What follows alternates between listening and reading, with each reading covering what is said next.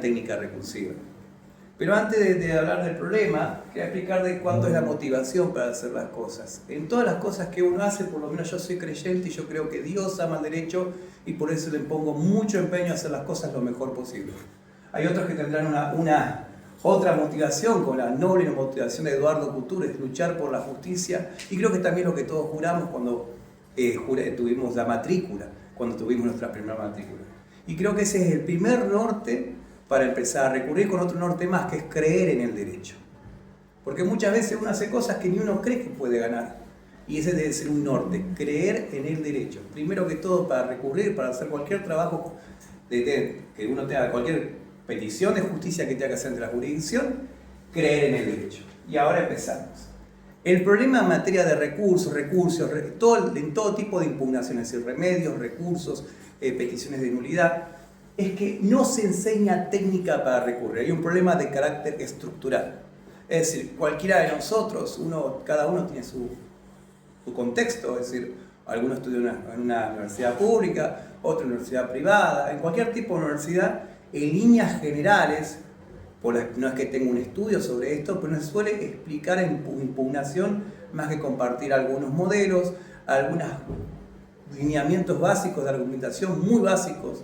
Es decir, muy poca gente en la facultad se les suele hablar de Robert Alessi, o de García Amado, o de Atienza, o de Dworkin. Es decir, los grandes argumentos prácticamente no existen cuando en la facultad se habla poco. No es que no se habla nada, pero que se habla poco.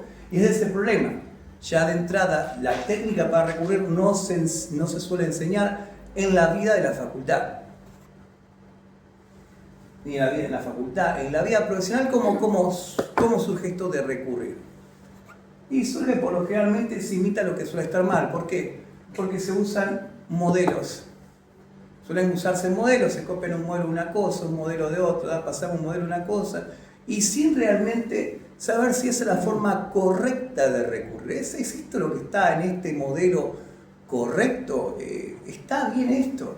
Por ejemplo, voy a empezar a tocar un par de vacas sagradas que en materia de argumentación son prácticamente una mala palabra. Y es citar mucho. En general se tiene que tener como la idea de que si uno cita, eso fortalece la estructura argumentativa del recurso, y es todo lo contrario. Es decir, en cualquier curso de argumentación jurídica, cualquier curso de retórica, en cualquier curso de oratoria, es decir, lo que abunda daña. No es que lo que abunda, no, lo que abunda daña. Por ejemplo, la Corte hace un montón de años tiene una razón de derecho. ¿Qué es una razón de derecho? Es una directriz jurídica que da cuando tiene que dar algún fallo. Esta directriz es: cuando la ley es clara, se tiene que aplicar directamente. No hay que hacer otra. Cuando la ley es clara, cuando es muy clara y no pone en pugna ni la Constitución, ni nada que podríamos hacer en caso de inconstitucionalidad. Cuando la ley es clara, se tiene que citar directamente. ¿Y cuál es la costumbre que circula entre los letrados que tenemos? ¿Tenés algún fallito? ¿Tenés esto? ¿Tenés lo otro? ¿Le metés un fallo de acá? ¿Le metés un fallo del otro? Si la ley es clara, si el sentido gramatical de la ley es claro, se tiene que aplicar de manera directa. Es decir, es lo más fuerte que hay. ¿Sí? Cuando se habla de interpretación y yo algo que es clarísimo lo hago materia de interpretación, cuando la ley es muy clara, no estoy fortaleciendo lo que yo quiero, sino que lo estoy debilitando. Es decir, la cita de jurisprudencia, y aparte tiene que ver, por ejemplo, qué tipo de jurisprudencia, porque hay que también distinguir entre jurisprudencia y precedente. En líneas generales se distingue como precedente a cualquier fallo. Y no es cualquier fallo precedente. ¿Qué es un precedente? Precedente es aquella decisión judicial que tiene fuerza de última palabra, dirían en la doctrina norteamericana. ¿Y cuál es esta? Solamente, por ejemplo, en caso federal, ¿quién es la última palabra en caso federal? La Corte Federal. La Corte Suprema de Justicia de la Nación. En caso de materia de derechos humanos, hay que ver cuál es el órgano supranacional que interpreta la cláusula de instrumento de derechos humanos. Por ejemplo, en cuanto a la Convención Americana de Derechos Humanos, La última palabra, el último órgano jurisdiccional, el que va a decir esto se interpreta así y no hay otra forma, no hay otro arriba, es la Corte Interamericana de Derechos Humanos. Es decir, si la Corte Interamericana dice algo acerca de la interpretación del artículo 7 de la Convención, el derecho a no ser detenido de manera arbitraria en sus 5 incisos, no importa, no me interesa lo que diga ni el juez de Morón, ni el Tribunal de Casación, ni la Cámara de Morón, ni tampoco lo que diga la Suprema Corte de Provincia, ni lo que diga la Corte Federal. Si lo que dice la Corte Interamericana es la última palabra de interpretación de eso, no importa. Entonces, eso ahí hay un uso de precedente. Precedente es aquella decisión que en general suelen ser pocas, no suelen ser un montón. Por ejemplo, si uno estudia los precedentes de la Corte Interamericana en cuanto a la aplicación del artículo 7 de la Convención, son pocos. Contra Argentina últimamente hay 3 muy conocidos que se llaman Hernández, Jequín, Romero Félix, que ellos hablan de cómo tiene que interpretarse el artículo 7, el derecho convencional de jerarquía constitucional a no ser detenido de manera arbitraria. Entonces, ahí tengo un precedente. Es la última palabra. Jurisprudencia, en cambio, se llama, para decirlo bien sencillo, es colección de fallos. Ahora imagínense, si uno quiere añadir argumentación y añade cosas, no sé, quiero ir a casación, tengo un recurso de apelación, cito alguna decisión jurisdiccional de casación y tengo 6 salas en casación. Elijo para apoyarme un criterio de una sala, me toca la otra. Me estropeé a mí mismo. Me estuve estropeando. Entonces, no hay que citar mucho, sino hay que saber citar. Citar jurisprudencia a mansalva sin tener en cuenta las implicancias de esa cita, no solamente que no añade mayor fundamentación, sino que es tirarse un tiro en el pie, para decirlo de forma literal. Después, ¿qué pasa cuando uno entra a citar mucha jurisprudencia y también doctrina? Que también la cita de doctrina no es del todo correcto. ¿Por qué? Porque hay un principio que lo conocemos de la facultad, todos acá. El juez sabe el derecho. Iuris novit curia. Si yo hago un recurso y le quiero explicar las cuestiones más básicas a la jurisdicción, ¿qué pasa? Cuando a uno le quieren explicar algo que uno conoce, ¿uno se pone de buen humor o se pone de mal humor? De mal humor, ¿no?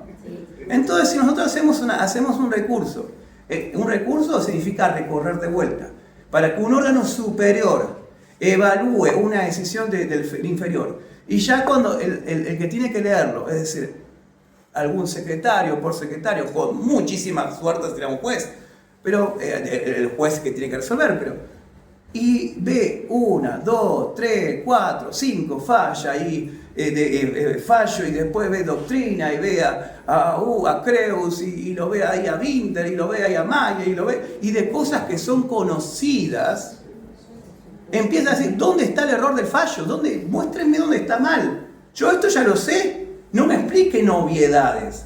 Entonces, el recurso de desprolijo, que suele ser desprolijo por cita de jurisprudencia, por cita de doctrina, como es desprolijo, ¿qué hace? Se rechaza. Es como cuando uno recibe, para hacer un ejemplo bien sencillo, uno recibe un audio largo. ¿Qué hace uno con el audio? ¿Le pone 1.5 o le pone 2? Y ya está. Y encima le pone 2 y ni lo escucha. Si no es que se lo pone a escuchar con toda la atención, no. Lo escuché así, no te digo que no. Bueno, las personas que deciden son personas. No son seres alados que tienen una paciencia infinita y no es inteligente, digamos, ponerlo de mal humor a quien me tiene que decidir con un montón de citas que no tienen ningún tipo de función porque ya las conoce, el juez sabe el derecho, y con un montón de jurisprudencia que por ahí hasta quizás desde una sala contraria, que lo único que va a hacer es ponerlo de mal humor a quien debe decidir, y eso va a sellar en gran parte lo que va a pasar con estos recursos. El juez, ¿qué hace para recurrir? Y esas son cosas que uno tiene que entender de entrada como principio. Busca el error del fallo. El juez es una máquina, el juez de cámara, el juez de alguna cámara, de la Cámara de Apelaciones, del Tribunal de Casación, el secretario de la Suprema Corte de Justicia de la Provincia de Buenos Aires, un secretario letrado de Corte Federal. Lo que hacen, a ver, ¿dónde está mal? A ver cuál es lo que se discute, dónde está el perjuicio, a ver cómo explica, a ver cómo hace el agravio. Y eso es lo que tiene que hacer, el juez busca el error del fallo. Entonces nosotros tenemos que hacer también esa misma lectura. ¿Cuál fue el error? Y tratar de siempre de agarrar y poner un poquito de paño frío a la emoción que uno suele tener cuando le rechazan algo. Es natural, porque todos somos seres iguales, humanos, que cuando uno le rechazan algo, pero este juez, esta jurisdicción, la judicatura hace cualquier cosa y uno suele enfadarse, y lo más correcto es, voy a ver qué dice, a ver si no tiene razón, y voy a averiguar qué fundamentos me pone, para ver si no es que tiene razón y ya no me conviene no recurrir. Cuando hay un error, que es lo que busca el juez, lo que más conviene es no mostrarlo para que se entienda, sino que sea imposible que no lo vea. Y en eso ayuda ¿qué? La claridad, la brevedad, la concisión. ¿Y qué es la concisión? Decir mucho con pocas palabras. Entonces, si yo tengo que decir mucho, ya mi recurso casi está mal. La brevedad es lo mejor, porque aparte, el que va a leer del otro lado lo va a agradecer. Y el problema de la brevedad, de la claridad, de la concisión, es que estas habilidades uno no las entrena en la facultad. No solamente que no las entrena en la facultad, sino que aparte en la vida profesional enseñan lo contrario, a citar, a meter jurisprudencia, doctrina, que a veces no tiene nada que ver. Pasa no pocas veces que una persona, ¿qué hacemos todos para leer un ejemplito? ¿Qué hacemos todos cuando teníamos libros? Agarrábamos y teníamos una decisión que no era perjudicial y buscábamos rápido los sumarios. Ah, qué lindo, copiábamos y pegábamos la parte de derecho. Yo lo he hecho, no es que, no, Juan nunca lo hizo, desde entrada, no, yo lo he hecho. Copio y pego lo que me queda lindo y lo mando. Y lo que hay que ver siempre cuando se invoca jurisprudencia o cuando se invoca un fallo es cuáles son los hechos. ¿Los hechos de ese fallo se parecían a mis hechos? Porque no pasa, y no alguna que otra vez, sino muchas veces, que uno cita algo, una razón de derecho, que quedaba lindo, pero era de derecho previsional. Y estábamos en penal, y la cuestión procesal ni siquiera tenía analogía.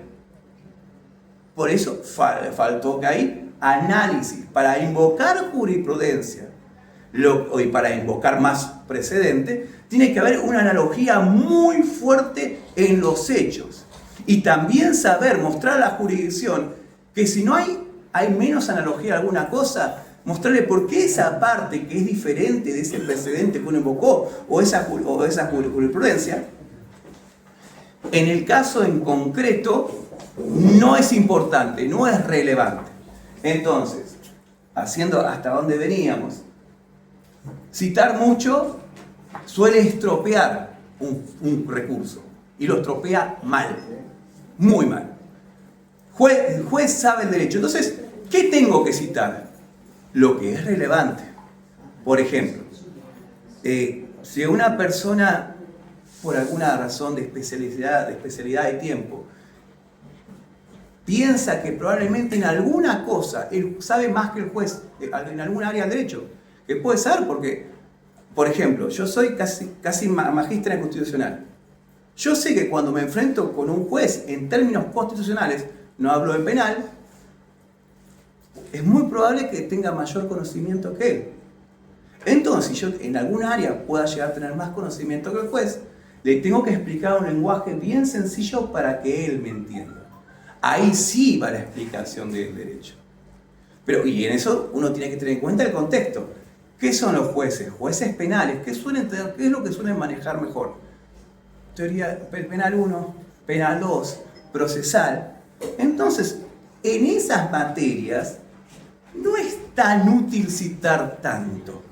¿Por qué? Porque el juez ya lo sabe. Ahora, cuando uno sospecha que algo que uno pueda invocar, el juez no lo sabe con cabalmente, no lo sabe realmente, ahí sí uno citar alguna doctrina, citar quizás a un fallo, pero corto y explicar bien.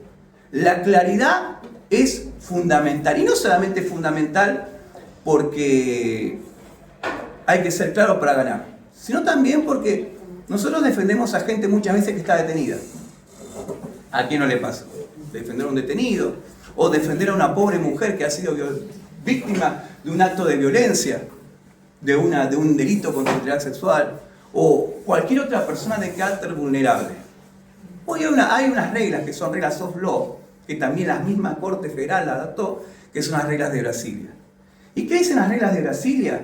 Que cuando yo tengo una persona que es vulnerable, un detenido es vulnerable, un nativo es vulnerable, una mujer que ha sufrido un delito contra la integridad sexual es vulnerable, un menor es vulnerable, todos los operadores jurídicos, jueces, fiscales y también abogados tienen la obligación, no es si quieren, no es si tienen ganas, a adecuar su lenguaje al conocimiento intelectual de la persona afectada. Regla 24, regla 60, reglas de Brasilia. Regla 51 y 54 si no recuerdo mal. Entonces, esto de hablar con un lenguaje totalmente artificial y haciendo un mal uso del castellano, habiendo, son gerundios, son acciones que se hicieron en el pasado y que no se hicieron, que están en el pasado y que están haciendo. Lo correcto, si uno está hablando de un hecho que pasó en el pasado, es usar el pretérito que muestra que la acción terminó. El castellano se tiene que usar de una manera que la persona que es vulnerable entienda. Por eso digo que muchas veces se aprende mal, porque ¿cómo vemos los modelos en líneas generales? Reservas que no existen, los derechos no se reservan, se ejercen. Cualquier cantidad de jurisprudencia que si uno la analiza no tiene nada que ver con el caso, y muchos errores así, que si uno lo sigue haciendo, va a seguir perdiendo. ¿Ok? Sigo un poquito adelante. Consecuencia de hacer estos errores que por desgracia se repiten entre nosotros, por falta de técnicas, sentencias firmes. Y en penal, esto se paga con esto. No se paga de otra manera. Los errores que cometemos, por ello a veces soy en algunos grupos de WhatsApp un poquito cáustico, medio que me pongo un poco enfadado, porque considero que todas las materias del derecho son importantes, no es que penal es la importante, todas son importantes. En penal, por ahí lo que más valoramos nosotros en Occidente es la libertad. Entonces, no todos, ¿no? Pero la mayoría es una de las cosas que más valoran. Entonces, si por errores uno puede llegar a cometer, la consecuencia de la persona defendida es la cárcel, esto se tiene que hacer con seriedad. No se puede hacer así nomás. No puedo usar un modelo o puedo usar la IA, que aparte la IA, por ejemplo, el problema que tiene la IA, que es buena para corregir errores de redacción, es que utiliza los insumos que utiliza mucha agua, utiliza un montón de cosas que hacen que a veces, si bien hay que ser breves, la IA es breve de más. Es el problema que tiene generalmente la inteligencia artificial, ya sea ChatGPT, Gemini, hay por ahí un poquito mejores Cloud, pero así todo, si uno no tiene criterio, ¿cómo sabe para usarla bien? Y en líneas generales el porcentaje de error es más del 50% en cuestiones complejas en el uso de la inteligencia artificial. Lo más peligroso en materia recursiva no es no saber, sino es creer que se sabe cuando no se sabe. Porque a veces uno cree que sabe algo, que maneja algo, y no lo sabe. Me ha pasado a mí. Hacer recursos de declaración de 75 páginas. Una porquería. ¿Por qué? Porque ese recurso, si lo hago hoy, lo hago a la mitad. Con la idea de impresionar a la jurisdicción. ¿Con qué lo voy a impresionar?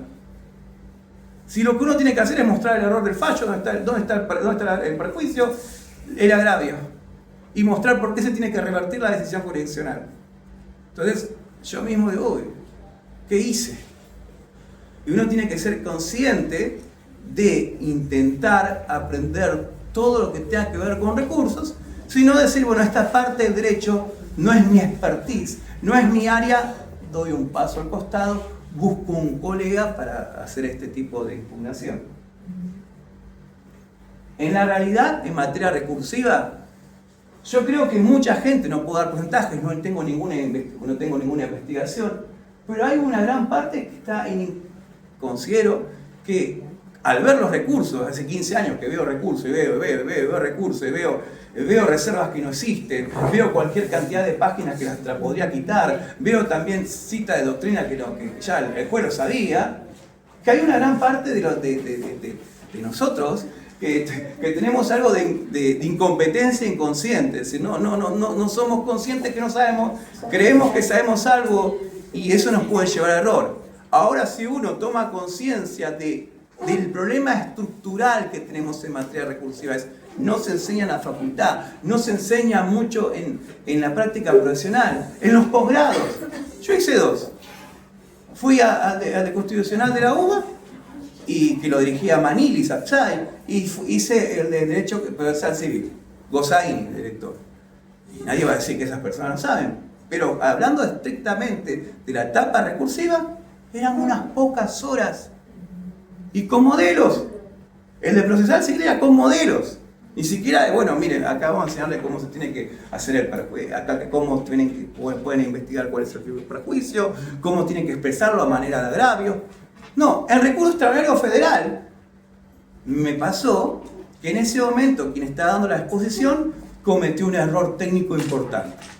El error técnico, se lo digo para que lo sepan, después lo investiguen, porque es largo de explicar, es hablar de la cierta frase, reserva de caso federal. Y el que daba la charla decía que había que poner la reserva de caso federal cuando hace más de 49 años que la Corte dice que está mal. Es decir, reserva de caso federal no existe.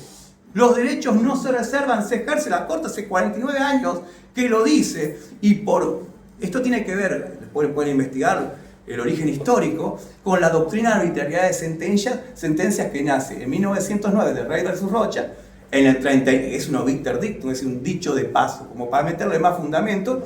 En el 39 recién nace en serio, creo que el fallo de la Cristou, y después en el 40 empieza a proliferar. Entonces, ¿qué pasaba cuando había muchos fallos que eran arbitrarios? El recurrente tenía que atajarse del acto que podría ser de carácter arbitrario. ¿Por qué? Porque la Corte lo había dicho por ahí. Entonces uno tenía que poner, bueno, si la sentencia hace una afirmación de carácter dogmático en lo que no acredita, o hace fundamentos de carácter aparente, o es autocontradictoria, la causística de arbitrariedad de sentencias, entonces acá estamos en un caso federal. Y eso es la reserva de caso federal. Que también el Procurador General de la Nación en los años 50 y 60 hablaba de que había que hacer una reserva. Esto había merecido críticas de la doctrina, diciendo déjense de esto de atajarse. Hasta que la Corte hizo un mea culpa y dijo no, esto no va.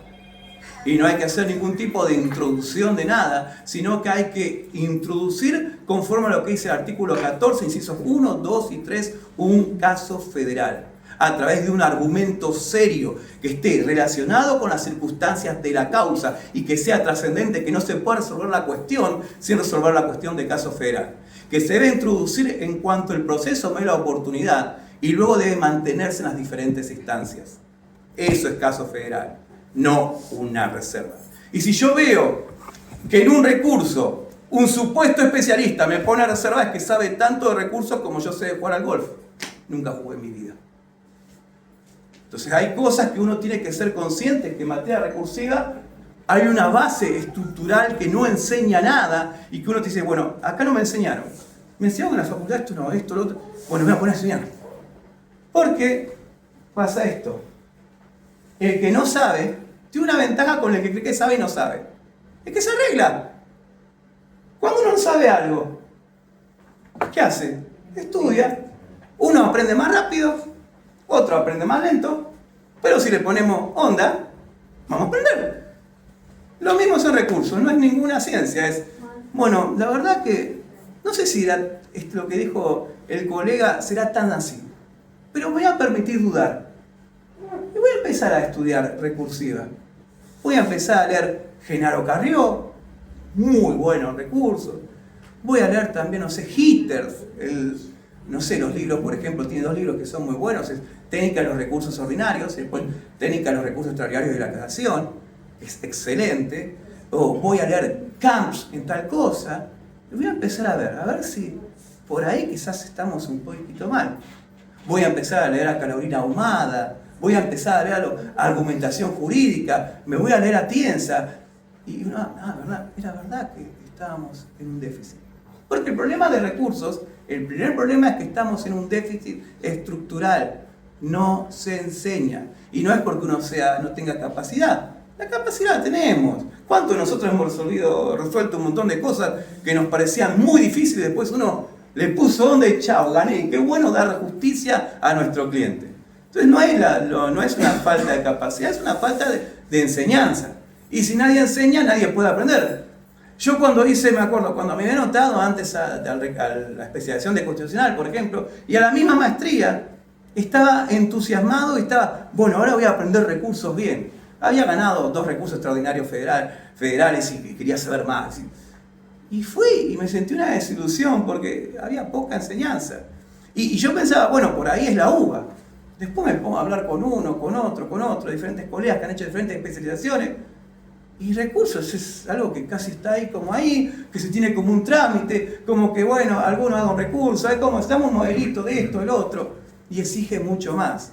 Entonces cuando uno se hace consciente, esto hay un déficit de formación, y empieza a estudiar, uno empieza a aprender. Y cuando empieza a aprender, empieza a poquito a cada vez ganar más, cosas que antes perdía. Y se empieza a entusiasmar y sigue estudiando. Un buen recurso, y esto es fundamental de aprender, es una sentencia proyectada.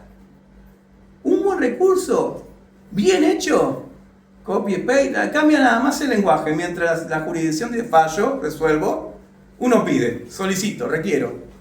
Un buen recurso, ese es un norte. El buen recurso, una sentencia proyectada. El juez, la cámara tiene que copiar y pegar lo que uno puso. Yo hasta en broma le he dicho a mis socios, dentro de poco le voy a pedir derecho de autor porque me copian y pegan todo. Un buen recurso es sentencia proyectada. Y eso hay que entenderlo porque si no se entiende, no se tiene idea de recursos. Así que este es el primer PDF, un segundo y después un pequeño break y seguimos. ¿Puede ser? Bien. Perdón, ¿usted tiene algún libro? No he hecho ningún libro. Lo que recomendaba, pues, que si quieren muy buen material, Genaro Carrió, Cómo fundar recursos, es excelente. Después hay uno que es de Camps, que es de recursos extraordinarios, muy buenos. Hitters, que es bueno pero quizás algo amplio. Recursos ordinarios, técnica de los recursos ordinarios, y después técnica de los recursos extraordinarios de la creación. Es civil, es excelente. Ahora paso a cambiar acá, que era que se cambiaba. Bueno, vayamos anotando si hay alguna pregunta pues para hacer, para no interrumpir en la exposición. Y después, bueno, algunas dudas que vayamos teniendo o algún planteo, digamos, como bien lo dice el colega, vayamos a las cuestiones prácticas. En base a lo que él está exponiendo y a las experiencias que han tenido ustedes en la presentación del recurso, bueno, ¿qué le pueden preguntar para que les pueda sugerir ante un planteo determinado? Si bien ha sido preclaro en todos sus conceptos, no menos cierto es que esto es derecho, no es ciencias exactas. O sea, cada uno ha tenido o ha pasado por alguna experiencia alguna vez dentro de alguna parte recursiva, como presentarlo, lo que fuera. Así que bueno, vayamos preparando algunas consultas para hacerlo una vez que termine con la exposición. Siempre, como decimos, desde el punto de vista práctico, o sea, que nos podamos llevar algo. Ya creo que con los que nos comentó hasta ahora, algunos tips ya tenemos cuando tengamos que presentar un recurso, y lo bueno es que para eso trajimos a alguien que se especializa en el tema, es que nos podamos llegar a algún tip, algo que nos sirva para el ejercicio profesional. Así que bueno, pasamos a la segunda parte, segunda parte. Así que después... El primer modelo. Vemos. El primer modelo es, hablamos recién que el primer recurso, que tenemos que entender que un buen recurso es una sentencia que proyectada. Entonces, el primer modelo, ya que no suele gustar los modelos, igual yo los odio, pero los usamos igual. Pero, modelo, si uno quiere tener un modelo, en gran parte de su modelo, la sentencia.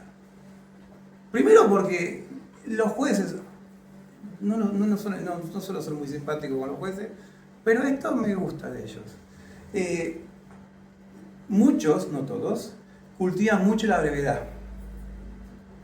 Y eso es algo que a veces los abogados no cultivamos tanto. Entonces, eso está bueno para agarrarlo. Después otra cosa que tienen bueno, en el ámbito de la provincia de Buenos Aires, tienen la obligación, que no cumplen del todo, de usar un manual de estilo. Manual de estilo en el año 2017, en la resolución de la Suprema Corte de Justicia de Provincia, y ese manual de estilo ayuda a que sean un poquito más claros. Entonces el manual de estilo también se lo recomiendo, que es muy bueno para leerlo, manual de estilo de la Suprema Corte de Justicia de la Provincia. Entonces en eso nos va a ayudar a hacer a redactar más claro. El primer modelo, la sentencia. ¿Y por qué es un modelo? La sentencia tiene estructura, el buen recurso también la tiene. No son cosas muy distintas, son estructuras bastante parecidas, zanjando las diferencias. La sentencia, que es lo primero que tiene una sentencia, fecha, ¿no ve? Tiene una fecha, tal día se reúnen, ponen en acuerdo. El acuerdo también no tiene fecha, sí, pero tiene una fecha de notificación y tiene una fecha en que se va a vencer, que antes de ese tiempo uno tiene que interponer el recurso. Bueno, en eso se parecen bastante. La sentencia, y está bueno también como tip para hacer un buen recurso, estudiar estructura de las decisiones judiciales. ¿Por qué? Porque uno tiene que... En una guerra, ¿qué hacen los que hay? ¿Qué es muy importante en una guerra? Conocer al enemigo. ¿Cómo trabaja el enemigo? Bueno, hay que saber, entre comillas, ¿no? ¿Cómo trabaja el enemigo? ¿Cómo trabaja el juez? ¿Cómo redacta sentencias? Entonces, un tip bueno para hacer buenos recursos es estudiar estructura de sentencias, estudiarlas bien, saberlas de memoria. Entonces, la estructura siempre tiene fecha, siempre tiene, se reúnen tal día los que hacen el acuerdo, y después tiene lo que se llama la parte de autos y vistos. ¿Qué es la parte de autos y vistos? Es una pequeña partecita, en algunos es más larga, en otros más corta, donde se trata de hacer una descripción objetiva sobre las pretensiones de las partes, lo que piden las partes. Fíjense, uno hace una excarcelación. Entonces, ¿qué hace? Resuelve, el defensor del señor López requirió la detención de su asistido, invocó jurisprudencia del local y también jurisprudencia internacional, afirmó que en el caso no existen riesgos procesales. Por otro lado, la Fiscalía dice que sí, que existen en el caso concreto riesgos procesales, que estaríamos ante un supuesto de que no procedería una condena de carácter condicional y que la pena a aplicar es tan severa que presume que en caso de otorgar la libertad, de estar en libertad, se fugaría o entorpecería el proceso. Para decir algo clásico. Entonces, ahora ya tengo las posiciones de las partes, estoy en condiciones de resolver.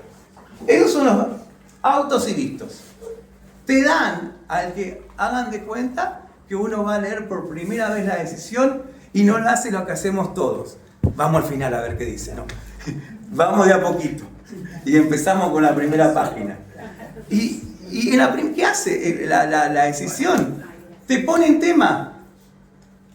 Te dice, por acá vamos a ir. Te voy así. Bueno, la defensa dijo que hay arraigo. La defensa dijo que invocó los precedentes de Corte Interamericana, invocó un informe de la Comisión Interamericana, invocó una decisión judicial de la Cámara, invocó López de la Cámara por inventar la Cámara, bueno, invocó López, estoy inventando uno que no sé. Y el fiscal dijo que no, porque estamos en un delito contra la integridad sexual, de abuso sexual con acceso carnal, tiene una pena altísima. Entonces, yo si le doy la libertad a este tipo, se agarra y se cruza por ahí por el límite de Bolivia, o va por ahí a los límites de Brasil, Argentina y Paraguay, ahí cerca de Misiones. Uno se pone en tema. Eso mismo uno tiene que hacer con el recurso, ¿con qué? Con autosuficiencia. Si uno se pone a mirar muchos recursos, en algunas cosas sirven los modelos. Y estas son unas cosas que sirven. Uno verá que generalmente agarra, cualquier recurso tiene después una cápita que se llama antecedentes. ¿Y qué hacen los antecedentes? Buscan poner en tema a la persona que tiene que decir, es decir, a la Cámara en un recurso. Lo pongo en tema.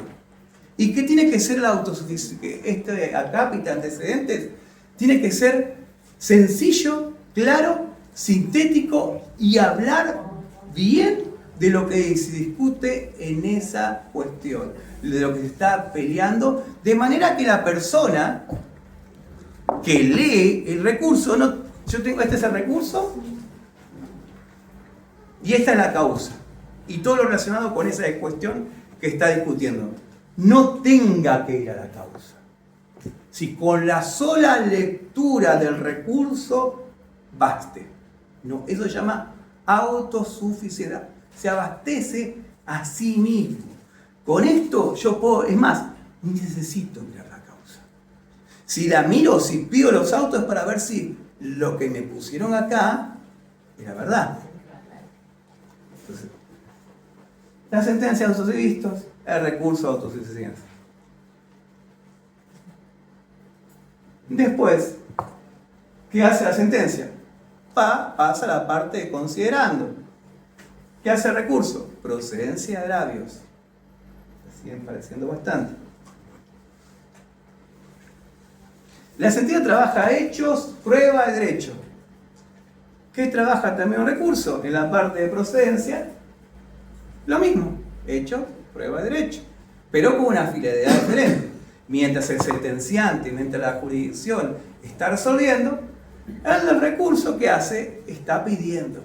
Entra a pelearse con una decisión, hace una crítica concreta y pormenorizada a la decisión, trata de destruir cada uno de los fundamentos independientes y luego muestra la solución jurídica y da una petición, da una postulación. ¿Dónde se juega todo en la procedencia? El error del fallo. Tengo que mostrar dónde se equivocó. Y perdón la reiteración, poner de más ahí es un tirón al pie. Sentencia resuelva, recurso pide, el juez ordena, el recursante pide. En conclusión, son muy parecidos, bastante parecidos. Hay que pensar cómo juez es un buen recurso, sentencia proyectada. Y ahora pasamos al último y después hacemos unas preguntas, que ahora vamos a hacer la estructura de los recursos. ¿Cómo se tiene que estructurar un recurso para que tenga una buena forma, sea prolijo? ¿Ok?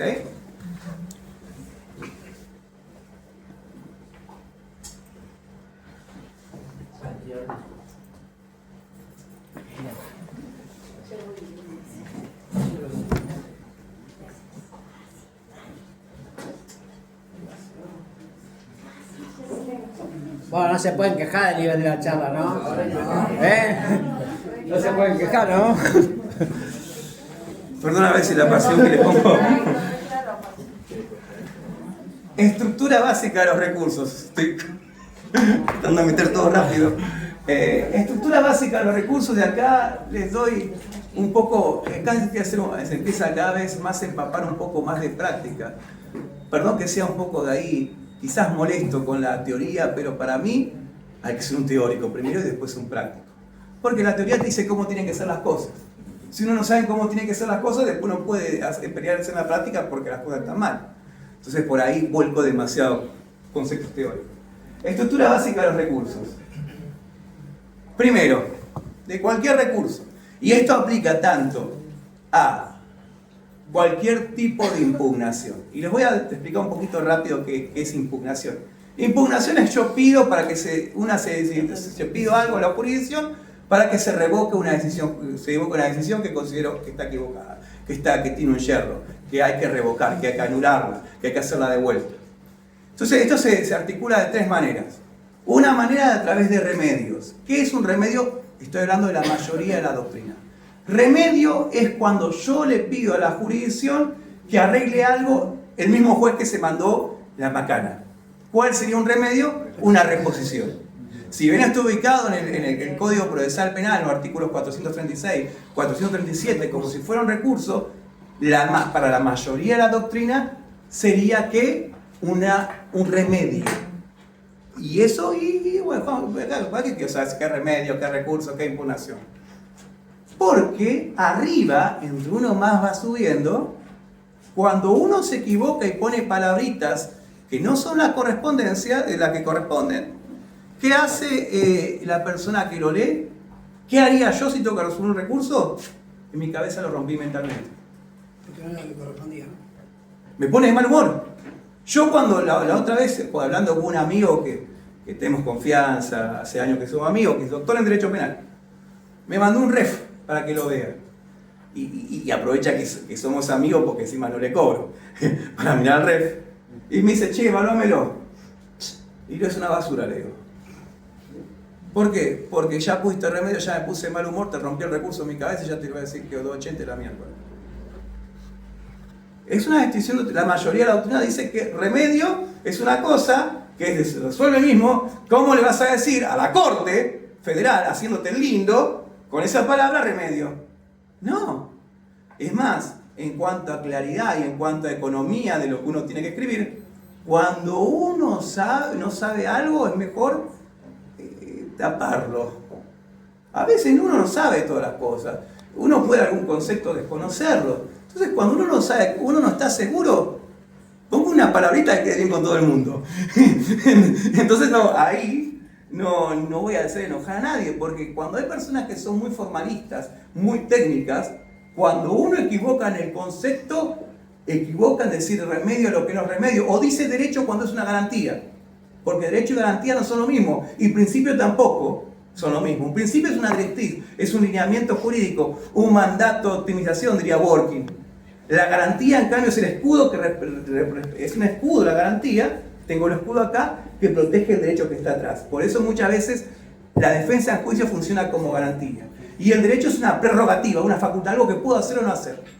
Y a veces cuando uno llama derecho a lo que es una garantía, y garantía cuando es un derecho, o principio lo que es derecho, y más en el más alto nivel, la persona que lee dice, ¿cómo se atrevió a hacer un recurso al Tribunal Federal si no sabe distinguir entre un principio, derecho y garantía? Y me invoca algo constitucional cuando ni siquiera esto es constitucional y está hablando de algo de derecho común. Lo pongo de mal humor y después uno se nos va con los jueces, qué malo que es. No, por ahí uno tenía que haber estudiado ese tema. Título, perdón que me fui un poco y me hice un spoiler de mí. El título, solamente el nombre del recurso, o del remedio, reposición, o de la petición, aclaración, o de la impugnación, nulidad. Y después recurso de apelación, recurso de cassación, recurso extraordinario de inaplicabilidad de ley o doctrina legal, recurso extraordinario de nulidad, recurso extraordinario de inconstitucional, ese casi ni se usa, y recurso extraordinario federal. Y la queja, la doctrina está ahí, no saben qué es. Encabezamiento, bueno, el encabezamiento lo que hagamos de que ser claros, concisos, prolijos, es la primera impresión que se lleva al tribunal.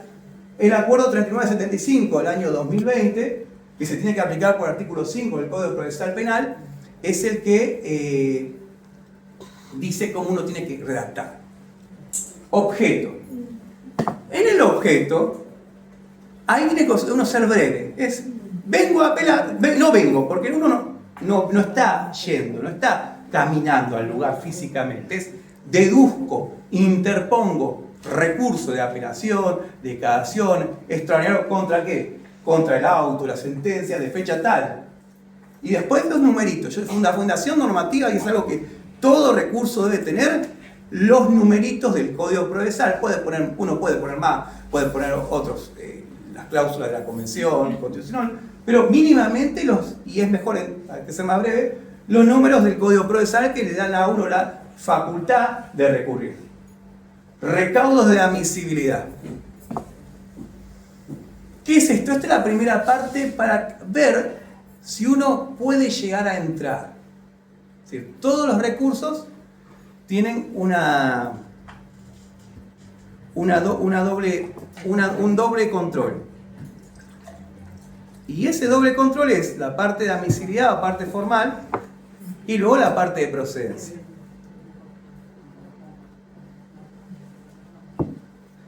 La parte de admisibilidad vendría a ser, para hacer una analogía, es la forma. Voy a dar un ejemplo por ahí, un poco burdo, pero la doctora me invitó, Navarro aceptó, yo sí puedo dar la charla de recursos, y yo haya venido de ojotas y bermudas y una musculosa.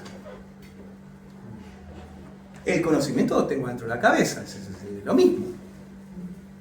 Pero en la formalidad que tenemos entre nosotros ya el doctor es un poco extravagante, un poco, y por ahí, ya cuando entro en el colegio, disculpe, ¿usted quiere entrar al colegio? Sí, porque voy a una charla de recursos, soy especialista. Se llama seguridad.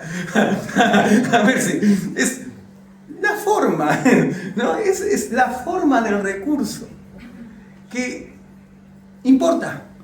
Me encantaría, yo soy capaz de irme, no soy capaz, lo he hecho. Ir a la cámara vestido de deportivo porque estaba cerca y no me importó si tenía traje, es más, lo hago un montón de veces. Y siempre tengo bastante crítica a algunos colegas, pues vos estás más loco que una cabra. Pero la forma, en recursos, importa y mucho. Y es como que uno va a un concurso vamos a otro ejemplo, va a un concurso de tango. ¿Cómo se visten los tangueros y las tangueras en un concurso de tango de baile? El traje apropiado para el hombre, la vestimenta usual de las mujeres, y van a bailar. Bueno, es como si fuera también la mujer de malla y el hombre fuera de musculosa y con una bermuda y con unos ojotas. No lo van a aceptar. El recurso es lo mismo. La primera parte es la admisibilidad y este es el filtro. Si no pasa eso, por ahí uno tiene razón. Por ahí el agravio, el perjuicio, hay perjuicio real y hay agravio, hay forma de explicarlo. Pero uno no sortea el primer filtro, no se entra, no entras al concurso. No puedes bailar, no, escuchame, acá no, te viniste de ojota, vos te diste malla, este concurso de tango, acá se me tienen vestidos bien formales, ustedes no pueden bailar. ¿Y cuáles son esos recaudos de admisibilidad que aplican a cualquier recurso en cualquier área del derecho, laboral, civil, contencioso administrativo, penal? Legitimación. Esto por ahí en penal la mayoría de los recursos ni lo ponen, pero la legitimación es porque uno es el defensor o porque uno es el patrocinante del particular damnificado, por ejemplo. Legitimación, y uno tiene los numeritos, después buscar los numeritos en el Código Procesal que dicen por qué puede recurrir. Si se mira más o menos aproximadamente por los artículos 421 a 435 del Código Procesal Penal de la provincia, dicen todos los recaudos formales que tienen los recursos en general, de todos los recursos. Entonces, mira, bueno, estoy legitimado por esto. Legitimación, acreditarlo. Plazo. El plazo es, me notifican tal día me vence el recurso. En la provincia cuenta a través de días continuos y corridos, en la mayoría de los casos, con excepción de cuando hay que resolver en horas, como una exhibición de prisión o una excarcelación, que si no recuerdo mal, 174 del Código Procesal creo que ya son 48 horas. Y después en la mayoría de los casos tienen 3, 5, tienen diferentes plazos. Entonces el plazo, ¿qué pongo en el plazo? El día en que me notificaron. En el token uno ve, dice alta disponibilidad, a partir de ahí cuenta. A veces lo que pasa es que está en el SIM y empiezan a contar de ahí. Cuando te llega el token no contan. Claro, No, hay que contar del token. En el token, ¿no? En otra época juntábamos la cédula, que no Era eso. Sí, el papel. Te lo llevabas con el sello que tenía el cargo, a la hora. O si no, martes y viernes tenía que ir a día de nota. Eso sí, bien. Exacto. Ese es el plazo. Me notificaron tal día algo que esto se lo robé, no diga nada, a un casi amigo, no amigo de que vamos a tomar mate juntos, pero un poco conocido, al hijo de Hitters, que es juez ahora en la Cámara. Que él en los recursos ponía, cuando no era todavía juez, que ahora es juez de Cámara en La Plata, ponía, me notificaron tal día, vence tal día. Yo lo estoy interpretando tal día, por eso es temporáneo. Entonces le cerré la boca. Sí, ya le entraba, háganse la fácil, me notificaron el día 1. Esto vence el día 4.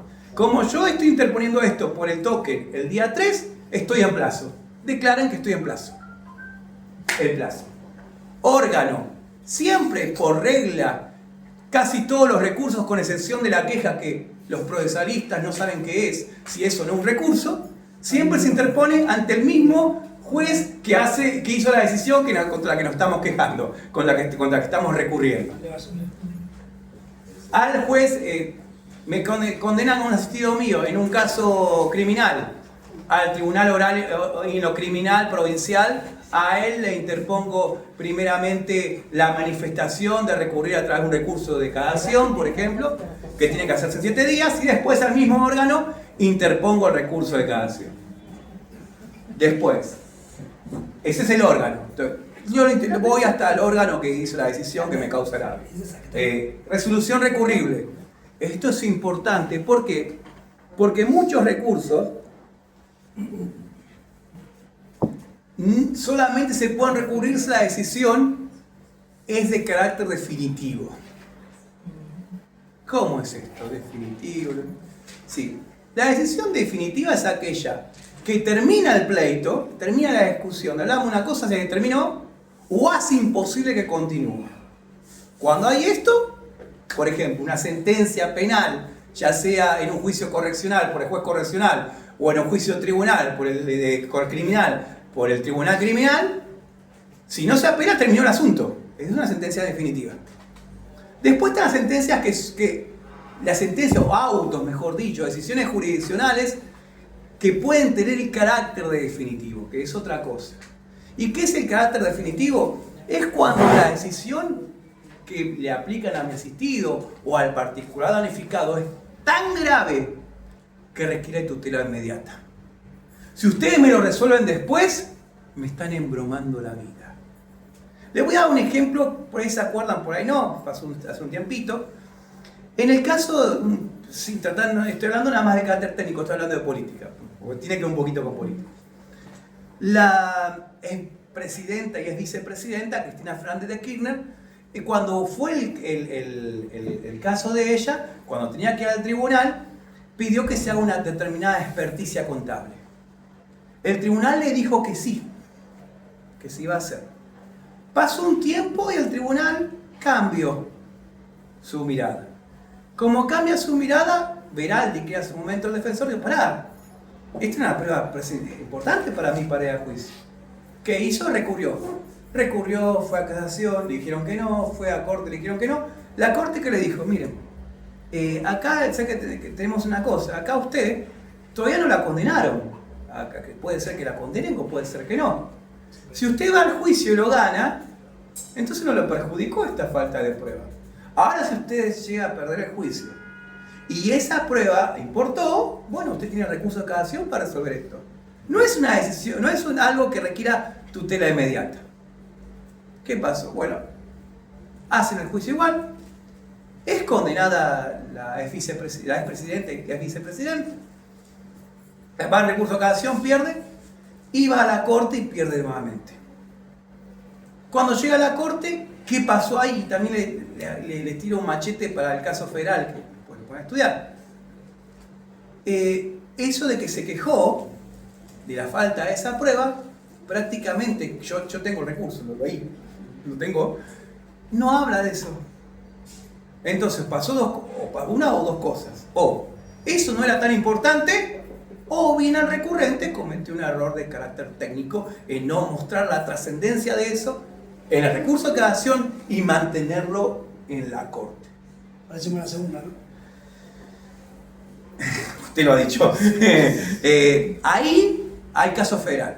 Y ahí ya les doy una pista de por qué no son hacerlo. Y acá se apagó. Bueno, seguimos igual. Estamos en los recaudos de admisibilidad. Objeto, a qué vengo, legitimación, plazo, resolución recurrible. Resolución recurrible, por ejemplo, y le estoy expoliando una duda que le van a tener. Meto excarcelación, me la rechazan, hago recurso de apelación y me lo rechazan de vuelta. ¿Qué dice gran parte? ¿Qué dicen? Suelen decir. Acá se agotó el doble conforme, ya está. Así que ya fue. No, uno tiene que. Ahí hay dos cuestiones. ¿Hay una decisión de carácter definitivo? ¿Hay una decisión de carácter definitivo, equiparable? Sí, porque está en juego de libertad. Lo que pasa que también se debe añadir que haya caso federal. Y eso tiene que haberse introducido con la técnica correcta desde el principio, si no, no puede seguir avanzando. Y se tiene que introducir bien, ¿para qué? Para que después uno pueda decir en el recurso que ha cumplido cabalmente, y que la jurisdicción también lo cumplió, la doctrina de Christou, Di Masio y Estrada, que obliga a la jurisdicción siempre a tratar las cuestiones de carácter federal, todas, hasta el mismo superior tribunal de la causa, que en el caso concreto la Suprema Corte de Justicia de la Provincia. Y bueno, ya pasamos por los recaudos de admisibilidad. Nos fuimos con el traje, bien vestiditos, con nuestra pareja de baile, todos formales, y nos dejaron entrar. Ahora hay que ver si bailamos bien. Autosuficiencia, ya lo expliqué antes, que también me olvidaba de eso, menos mal que está el pecho.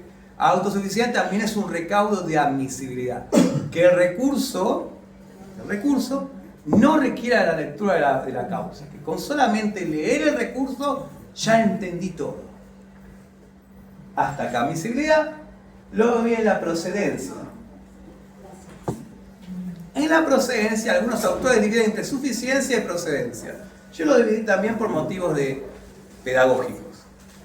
Es suficiencia. La suficiencia es que tengo que tomar todos los fundamentos del caso que sean fuertes como para mantener la decisión jurisdiccional. Y voy a hacer un pequeño ejemplo, ya lo hice una vez, ahora me gustó, lo quiero hacer de vuelta. 4 vas para mostrar un ejemplo que lo puedan ver todo. Acá, voy a hacer algo. Así se entiende.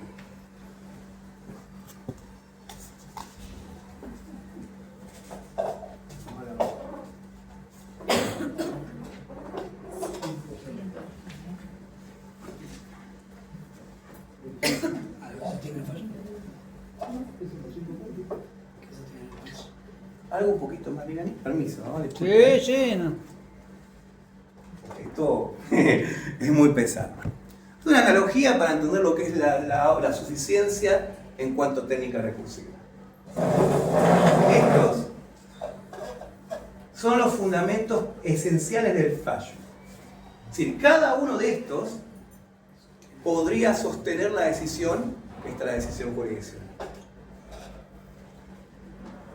Como recurrente, yo tengo la obligación de destruirlos, uno a uno. ¿Qué pasa si? ¿Qué hace uno cuando no hay decisión? A veces uno se pone un poco emocionado. En palabras bien sencillas, se calienta. ¿Y cómo me dijeron que no a tal cosa?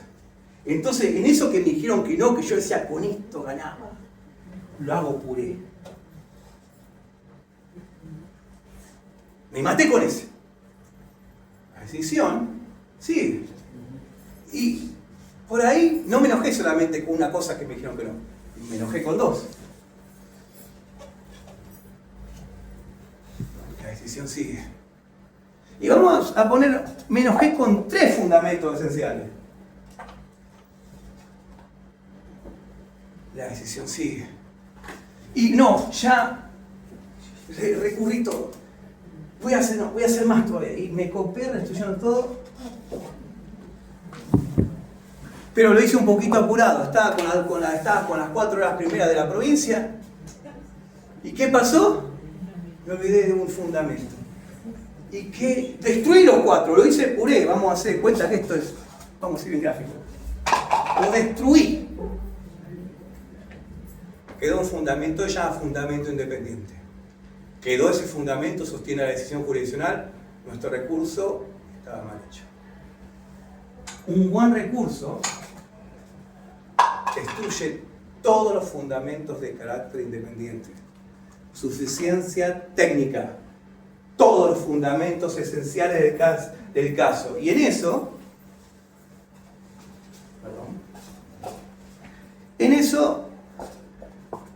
hay una cosa que quiero siempre poner en resalto. Muchas veces, por uno querer quedar como bien, diciendo respetuosamente y una forma especial que tenemos a veces de hablar los abogados, diciendo respetuosamente, ¿estás recurriendo? ¿De qué diciendo respetuosamente? Esto es una porquería, no lo vas a poner. Yo tampoco en esas palabras, ¿no? Pero pegándole el palo, digamos. Es una porquería, acá no estoy sintiendo. Acá no es, mirá, por ahí hay otra partecita, esto no es tan así. No, esto no es, esto es un desastre lo que hiciste. No es tan así. Es una confrontación directa en contra de la sentencia. No es, podemos opinar, bueno, estimado excelencia. No, primero que excelencia son términos, excelencia, vuestra excelencia, su señoría, que la Corte de Provincia dice que no deben usarse entre magistrados. Hay una acordada. Y que yo sepa, en nuestras tarjetas, en nuestras credenciales y en nuestro uso profesional, estamos equiparados a magistrados. Entonces, yo nunca prefiero cortarme una mano antes de ponerle vuestra excelencia a su señoría. Porque yo soy magistrado profesionalmente como él. Respeto sí, como ustedes me tienen a mí, como yo lo tengo a ustedes, como lo natural, no solamente entre abogados, entre cualquier persona en cualquier parte del mundo. Entonces, disentir es crítica, no está bien. Es una crítica razonada y concreta, mostrar el yerro y decir, acá no estoy, acá erró la jurisdicción, acá fue absurda la jurisdicción, acá fue arbitraria, fue absurda conforme a la doctrina de absurdo de la Suprema Corte de Provincia o arbitraria conforme a la doctrina de arbitrariedad de sentencias de la Corte.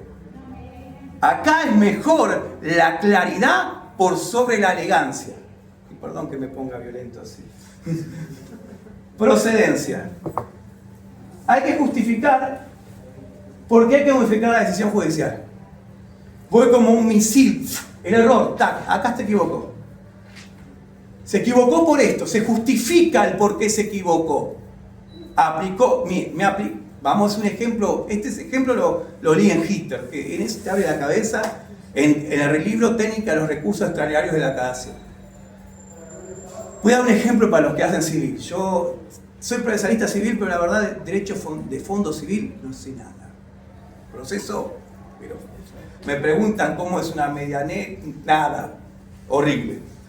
Entonces, si una burrada, me corrigen, por favor.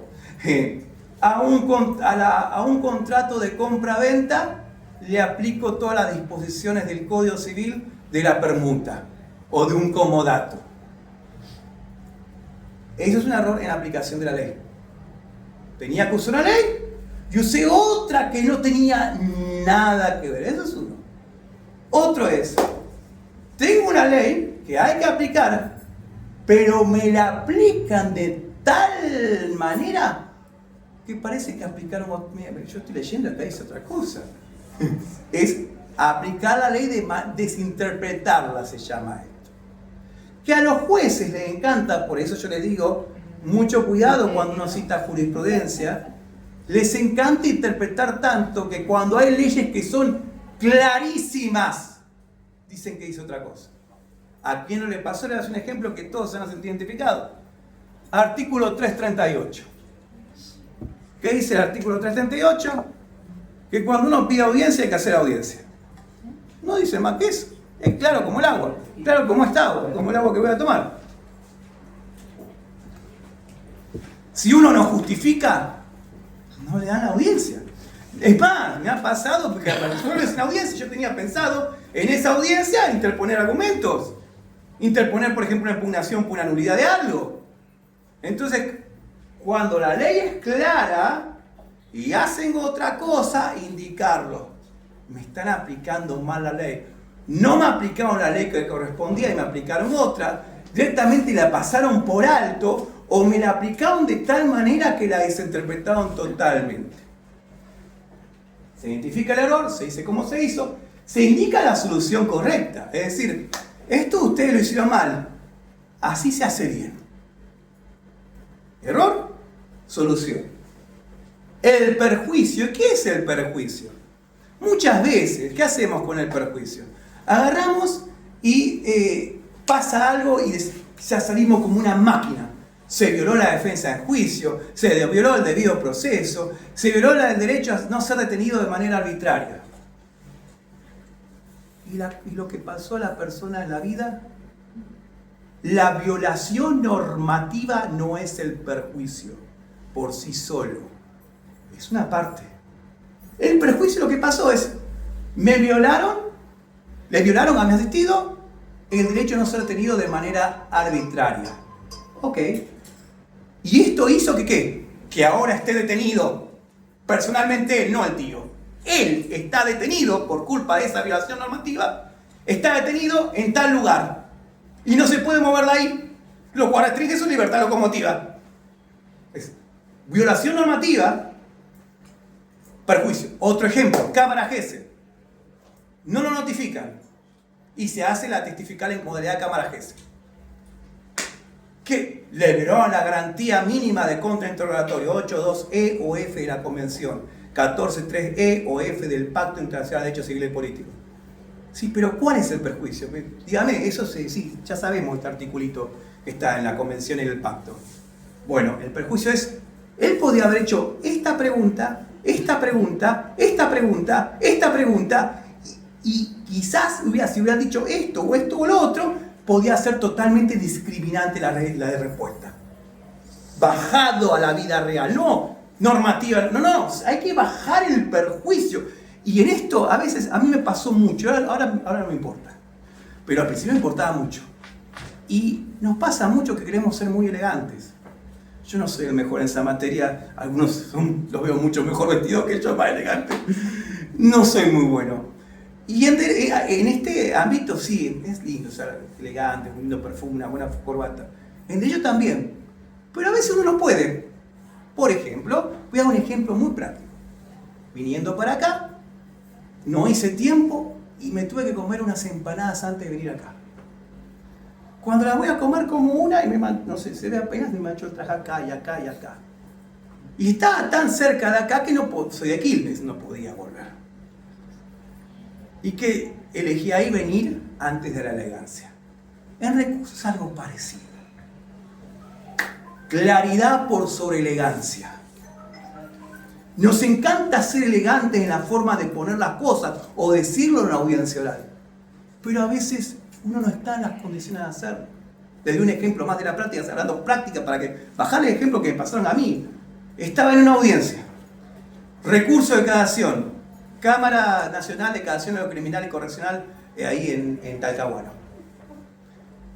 El presidente Saraberuz, un constitucionalista. Él tenía una persona que está detenida porque había sido condenada y yo había pedido la libertad condicional y el juez se la rechazó porque invocó un informe que no existía y usé eso como fundamento. Yo le dije que era arbitrario por eso. Y le estuve explicando la arbitrariedad como 2 horas y estaba cometiendo el error que yo le dije que no hay que hacer. Hablando de arbitrariedad, que da una cátedra a un constitucionalista, le quería dar cátedra de arbitrariedad. Horror que estaba haciendo. Al principio Saraberuz, que sabe mucho del tema, me escuchaba y hasta con cierto grado. Después de 20 minutos, ¿saben lo que? Se hinchó y ya me quería mandar al diablo. Y me dijo así, bueno, doctor, redondee. Así. Me gustó porque fue... Y yo en mi cabeza decía, bueno, si es arbitrario, es nulo, entonces tiene que hacer reenvío. Estaba todavía discutiendo eso en mi cabeza, fue hace unos 9 años atrás. Y yo pensé dentro mío, ¿yo qué quiero? Que salga tipo. Sí, entre la elegancia pedí como... Y dije, a lo bruto. Quiero que le den la libertad a mi cliente. Así. Cero elegancia. ¿Ves? Parecía más que un abogado, parecía... cruzaron a alguien que andaba por la calle y le preguntaban, ¿qué pedías vos? Así. ¿Qué pasó? ¿Vale? En ese momento estaba un matete mental en mi cabeza, no estaba haciendo, ni yo sabía lo que tenía que hacer. Pero dije, bueno, eso es lo que quiero yo. Yo me puedo equivocar, no vamos a equivocar, gente, todos nos equivocamos en la vida. Cuando uno tiene que pedir, los pide, después en otra la arreglarás. Ahora sí lo sabía pedir mucho mejor que en esa oportunidad. Pero siempre sea un norte que les puedo dar claridad por sobre elegancia. Petición, dividirla en dos planos. Una cosa es lo que se pide al órgano ante el cual uno interpone el recurso, que tiene que ver con la admisibilidad, lo tenga interpuesto en tiempo y forma, eleve la actuación al superior. Básicamente es eso. Y después a la QUEN, que es el que hace el doble control de admisibilidad, que es el superior. O sea, ya le dije que tengo cumplido, ¿verdad? Lo que dije recién, me hice una spoiler de mí mismo. A la QUEN, con claridad siempre, se tengan por cumplido los recaudos de admisibilidad, se revoque, anule, modifique la acción recurrida. Acá hay que explicar un poco de cada acción positiva y negativa, no estamos en tiempo, pero abajo les puse un comodín, por cuando uno no sabe. Hasta a mí me ha pasado y a veces parece fácil, pero no es tan fácil. Cuando uno no sabe bien qué pedir, el comodín que siempre le va a pegar, que se revoque la decisión, porque siempre queremos que se revoque. Entonces siempre, ahí no le va a cerrar, que se revoque y se dicte una nueva resolución con forma derecha. Así no sé ni qué derecho es. Yo quiero otra, revocámela. ¿Se entiende? Después, otra cosa en cuanto a la petición. No hay obligación de poner un petitorio al final en las presentaciones jurisdiccionales. Ningún código adjetivo, que yo conozca al menos, lo dice. Uno puede poner todas las peticiones en el cuerpo. Tampoco hay obligación de poner proveer de conformidad hacia la justicia, tampoco de vuestra excelencia su señoría, tampoco hay reserva de caso federal. Eso es reserva de caso federal, menos todavía, porque eso está acreditando que la persona no tiene idea de caso federal. Entonces, un consejo que les puedo dar tipo consejo trampita, ya que ellos no hacen mucha trampa, les tiro una para nosotros. ¿Pueden tirar peticiones en el medio del recurso?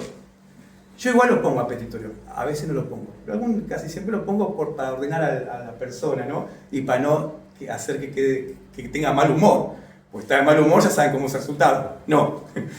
Entonces, uno puede poner algunas peticiones en el cuerpo y hacer, mire, acá estoy haciendo un resumen de las peticiones. En el cuerpo usted tiene todas las peticiones que yo hice. Porque eso puede servir. Si una petición fue relevante y podía por sí sola esa petición revocar el caso, entrar en un comportamiento arbitrario por defecto en la consideración de extremos conducentes. Es una trampita a propósito. Porque a veces la gente que resuelve no lee todo. Pero a veces no lee por culpa nuestra. Hacemos recursos muy largos. Lo correcto es un recurso corto. Y ya medio cerrando esta parte, pues, preguntas que ustedes quieran. Los recursos, en mi idea al menos, se pierden principalmente por falta de técnica. Yo no a veces van a perder igual, o si venga el mejor recursista del mundo, pero para mí la mayoría de las veces, por lo menos en mi experiencia, no hay un estudio, se pierden por falta de técnica. Y consejos finales, para hacer recursos se requieren un montón de habilidades que por desgracia uno no las entrenó antes en la facultad ni en la vida profesional, hay que poderse entrenar.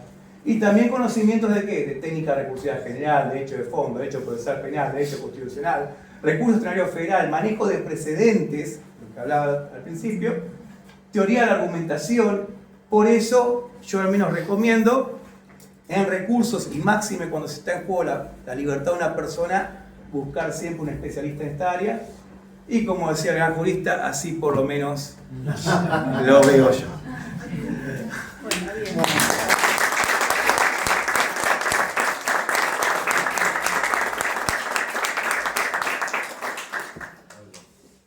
Bueno, ¿Preguntas? abierto el debate. Material de los power, todos los temas, así que se los voy a pasar. Ay, gracias. Prende la luz, ahí que está. Ya está, ya. Ah, eso. Pará, no sé. Impecable. Gracias. Bien. Tengo previsto, después vamos a escuchar la otra campana. Vamos a invitar a también los camaristas para tipo octubre, noviembre, cuando vayamos desarrollando el curso, para también ver ellos que cuando toman una resolución, ¿qué es lo que dijo acá el colega? O sea, ya hemos pasado por ese tamiz, pero bueno, lo importante es que tener todas las versiones. Vamos a buscar camaristas con experiencia, siempre traemos algunos que tienen... La idea, ¿por qué siempre camaristas con experiencia? Bueno, pues puede ser que vino que acá en Morón, o está pasando en toda la provincia, que se forman nuevos subrogancias, porque una cámara no está con una sala, le falta otra. Y el día que lo hice, hará creo que 3 o 4 años atrás, que traje a los camaristas de una misma sala, ninguno de los 3 estaban de acuerdo con un planteo determinado. Entonces, o sea, es un poco lo que él dice, es que tenés que también tener muy buenos argumentos, porque a veces te pasa que los mismos 3 camaristas de la misma sala no coincidían con el planteo. No, yo opino otra cosa, yo opino, eran integrantes de la misma sala, pues invité a una sala para ver los criterios. Después, bueno, a veces lo haces de otra sala para decir, bueno, ¿qué pasa? Una sala puede tener una idea, otra puede tener otra, que es lógica, son criterios. Hace unos años, creo que con Graciela lo habíamos hecho y después quedó que no pudimos continuar porque la idea era siempre tener los fallos de las salas, íbamos a buscar jurisprudencia. Y entonces decíamos, vamos a tribunales, que ahora se puede llegar a hacer de otro acceso más rápido, sobre un determinado tema, no sé, robo con arma, tenencia ilegal, qué sé yo, lo que fuera. Exceso de la legítima defensa, bueno, ¿qué considera cada sala? ¿Para qué? Para que cuando vos tuvieras que hacer un planteo ya tuvieras, eso es un poco el tema. Entonces decíamos, ¿estamos en manos de quién? Porque si en la misma sala los 3 jueces opinan distinto, o sea, vamos a tener que convencer. Primero siempre hay uno que vote y otro que adhiere. ¿Estamos de acuerdo? Eso viejo como el sol. La mayoría. Pero bueno, el tema recursivo, como bien lo plantea él, es apasionante porque te encontrás con toda una serie de circunstancias, ¿no? Así que bueno, yo no hablo porque si no me pongo a hablar yo y esto, para eso trajimos acá el experto. Así que pregunten, es ahora, pregunten ahora que hay para siempre. Aprovechen que tenemos a un invitado de excelencia para poderle hacer las consultas que consideren oportunas. Una consulta, Doc. Sí, dígame. En caso de recursos, ¿podemos agraviarnos en lo que dice la contraparte de la Fiscalía, por ejemplo, que obviamente lo tomó el juez? En realidad siempre es el prejuicio del agravio. El prejuicio es lo que te causan concretamente, el agravio es la forma de demostrar este prejuicio.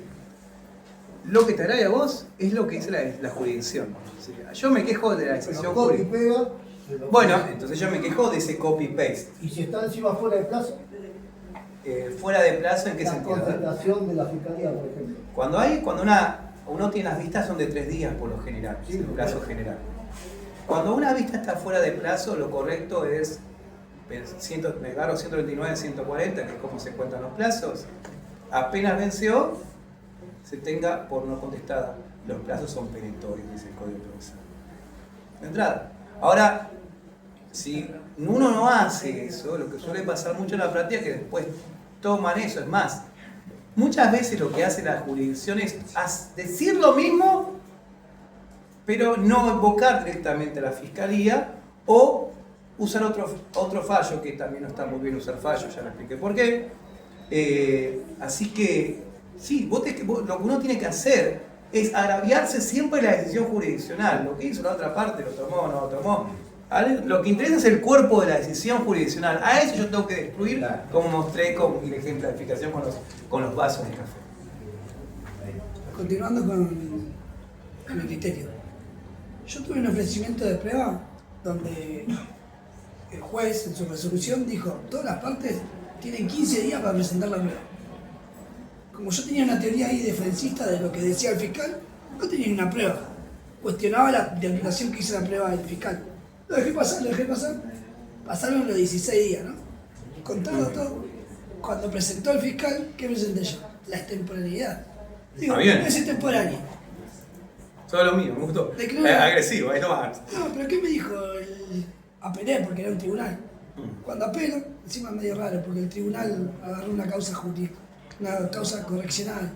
Entonces me quedaba la duda si era de casación o porque era el tribunal. Bueno, por la pena voy a apelación. ¿Qué me dijo la Cámara? Se hizo la boluda, como yo interpreto, no correspondía al recurso. Me dio la admisibilidad del tribunal. Y después me dijo que no correspondía. Improcedente. Improcedente, ¿no? Me dijo, ¿Por qué? ¿Cuáles son los fundamentos? porque no correspondía, no lo dijo. No dijo más nada. Son 4 Bueno, minutos. Igual le dejé para la apelación si me va mal. Pasa. Hay una doctrina, son dos. En provincia la que más se usa, pero también se usa la otra igual en penal. En civil no tanto, o sea, una algo de salvedad ahí, que llama doctrina del absurdo y doctrina de arbitrariedad de sentencias. ¿Cómo es una decisión arbitraria? Un ejemplo, hay varios. O actualmente, el mejor libro para esto, si quieren, los que quieren profundizar un poco más, Genaro Carrió, el recurso extraordinario por sentencia arbitraria. Es el primero que compila todos los comportamientos de carácter arbitrario. Muchas veces la jurisdicción, cuando no tiene fundamentos para rechazarnos, lo que hace es rechazar sin fundamentos. A eso se llama fundamentación de carácter aparente o también se le llama afirmación de carácter dogmático. Otro ejemplo te doy. Ahí está peor, cuando usan un fallo que es de 1996. Están todos muertos, dije.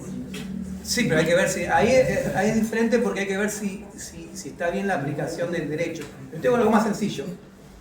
Por ejemplo, una afirmación de carácter dogmática. ¿Por qué no tiene razón? O por ejemplo, te hubieran dicho, no asiste razón al recurrente. Eso es lo que suelen decir. Y después uno, bueno, dame la justificación. Y no pon nada. No. Sí, pero che, poneme algo porque no. Es como cuando uno era chico, yo ahí me quiero hacer jovencito, como que me acuerdo de todo lo que pasaba cuando era chico, pero ¿a quién no le pasó que uno quería ir a jugar o hacer algo y quiero hacer tal cosa y tu papá o tu mamá te decía, quiero ir? No. ¿Pero por qué? Porque no. La jurisdicción lo hace. ¿Y qué tenemos que hacer cuando la jurisdicción hace eso? Afirmación de carácter dogmático. ¿Y qué hay que hacer también? Cuando la afirmación es de carácter dogmático y no es justificada, es un comportamiento arbitrario. Y ese tipo de comportamiento arbitrario tenemos que hacer un puentecito entre ese comportamiento, este es el comportamiento arbitrario. Vamos a poner uno que se... Este es el comportamiento arbitrario. Y ese es el prejuicio. Unir el comportamiento arbitrario con el perjuicio y por qué se tomó la decisión. Todo unido. No solamente decir es arbitrario, sino decir es arbitrario, sí. Después, si uno quiere hacerse lindo, decir porque no es una derivación razonada de derecho vigente con arreglo a las circunstancias de la causa, por tanto hace inválido el acto jurisdiccional, no es sentencia y ve las garantías de defensa de juicio, es lindo, bueno, eso aparte. Pero si no tanto es arbitrario, hizo una afirmación dogmática que no acreditó. Y justamente se sostiene todo el fallo en eso. Ya está, jaque mate. ¿Se entiende? Siempre es, no solamente decir es arbitrario, creo que van a leer en todos los recursos, arbitrario.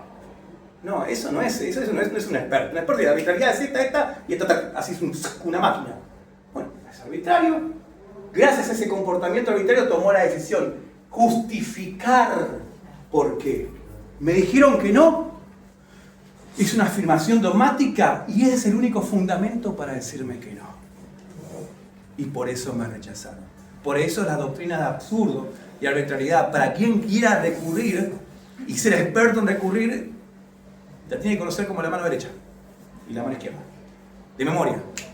De memoria, saber todo. Para profundizar, Genaro Carrió, recurso extraordinario por sentencia arbitraria, muy bueno.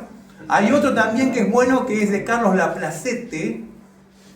Carlos Laplacete se llama el recurso extraordinario El recurso por sentencias arbitrarias. Recurso extraordinario por sentencias arbitrarias de Carlos Laplacete, que aparte yo tengo el placer de conocerlos, macanudísimo. Si alguna vez lo pueden cruzar, es un genio, y uno lo encuentra ahí, se pone a hablar 2 horas y se copa explicándote cosas. Copadísimo. Y es muy bueno ese libro. Para mí es mejor que el de Carrió. Lo que pasa es que Carrió es el clásico. Carrió como Carrió. Pero para mí Laplacete lo explica más clarito. A los que les gusta lo práctico, Carlos Laplacete, el recurso extraordinario por sentencias arbitrarias, en plural, es muy buena, aparte tiene cuadritos, tiene ese tipo de cosas que uno lo hace. ¿Alguna pregunta? Una cosa que había comentado el colega y que nosotros... la pongo acá porque no ya pasa todo. Una cosa que había comentado el colega, que estaba en línea con la última clase que tuvimos con el doctor Rombolá, justo había traído yo para discutir este fallo igual, pero no importa ahora, era cuando mantenemos el recurso o el fundamento de ese recurso, ¿cuál es el punto? Vieron que comentó en el caso de la pericia, el caso del juicio de Cristina, con el caso de Larding, que lo fue manteniendo, no sabemos en detalle si mantuvo ese criterio que era dirimente la pericia para el caso. ¿Se acuerdan cuando vimos con Rombolá que se dio vuelta el fallo en casación porque no se había tenido la perspectiva de género cuando se condenó a la chica esta que había entonces ellos lo mantuvieron, el tema de que no se había tenido las recomendaciones, o sea, lo mantuvieron cuando hicieron los planteos, cuando el juez dio las instrucciones al jurado, no se le dio al jurado las instrucciones referentes a la perspectiva de género. Eso se continuó, llegó a casación con la misma línea, o sea, todo lo mismo, o sea, ¿cuál era el fundamento de esto? Era esto. Y bueno, y lo dieron vuelta el fallo y se ordenó, bueno, pero es un poco en la práctica lo que vimos el otro día, era un poco lo que decía el colega, o sea, y también el caso del comento de la pericia, bueno, si este es el fundamento de tu recurso y este es el ancla en el cual vos tenés que mantenerlo siempre. Y tenés que decirlo siempre hasta las últimas consecuencias. Porque a veces vos vas y decís, bueno, hago reserva, y ¿por qué? ¿Dónde está el agravio? ¿Cuál fue el agravio que te decís? Bueno, hago reserva, bueno, está bien, se puede hacer 50 reservas, por ejemplo, pero después te tenés que enfocar, no puedes tirar a la marchanta a ver el mediodía a ver si agarro uno. La única reserva que uno tiene que olvidarse es la reserva para hacer un viaje, un hotel, claro. Un pasaje. Reserva es una mala palabra, de verdad lo digo, no lo digo sacando la broma. Acredita que el que lo está haciendo no sabe. Los derechos no se ejercen, no se reservan, se ejercen. Y les voy a dar otra más. Entonces algunos van a decir, pero el artículo 338, inciso sexto, habla de reservas de recursos de apelación cada acción extraordinario, inciso sexto. Y también otro articulito en el Código Procesal. Cuando uno va a leer del 421 hasta el 496, que son todos los recursos, en ninguna parte está como requisito hacer algún tipo de reserva genérica. Por eso, el legislador, cuando puso el 338 y esto, y el otro articulito que, perdón, me olvidé cuál era, cometió un error de técnica legislativa. De hecho, en el comentario de Granillo Fernández y Gustavo Herrel, explican esto mismo también. Y acá hay un error legislativo. No hay que hacer reserva ninguna. Hay un error de carácter técnico en el legislador. Y después de los recursos, después del Código Procesal, el Código Procesal está lleno de inconstitucionalidades. Te tiro una para hacer trabajar la cabeza. ¿Qué dice el 170? ¿Cuál es el título del artículo 170? ¿Cómo se llama? El artículo 170 del Código Procesal. Excarcelación extraordinaria. Yo que sepa, en todo lo único que tiene que ser extraordinario en materia de libertad del proceso es la prisión extraordinaria. Tendría que ser prisión preventiva extraordinaria. Para tener nada más una punta de cómo está todo el articulado del Código Procesal, el Código Procesal Civil, la misma porquería también. Están llenos de inconstitucionalidades, llenos de inconvencionalidades por todos lados. Entonces, esas cuestiones, si son un fundamento de un rechazo próximo, tienen que ser anticipadas por el abogado experto. Ahí, por ejemplo, tenemos un caso de cuestión federal compleja indirecta, inciso primero del artículo 14 de ley 48. No, perdón, acá es indirecta, porque directa del inciso segundo del artículo 14. ¿Por qué? Porque hay una ley local, Código Procesal, que está en contra de ¿qué? De lo federal. ¿Qué es lo federal? El 7 de la Convención, Tratado de Jerarquía Constitucional, que dice, acá como lo interpreta la Corte Interamericana, lo único extraordinario es la prisión. La aplicación del hecho es la última ratio. O sea, ahí, si me usan el 170 y me invierten el onus probandi, me están destrozando el derecho del imputado a no ser detenido de manera arbitraria. Bien, con el caso este que comenta él de la causación extraordinaria, cuando tenemos que fundar, pero con mucha suficiencia, porque creo que nunca nos dan la extraordinaria, es así. Acá está esa que defiende los derechos del niño. Siempre decimos lo mismo y lo comentamos el otro día, que también se va a anclar con lo que decíamos recién de mantener los fundamentos de lo que pedimos. Si bueno, los intereses superiores del niño y hacemos 20 convenciones, bueno, ¿cuál en concreto? ¿Qué interés superior se vio violado en este contexto o en esta situación? Y el perjuicio. Exacto. No, el añado del perjuicio. Este es el derecho, artículo 8, artículo 6. Concretamente, y para el caso concreto, ¿en qué lo afecta?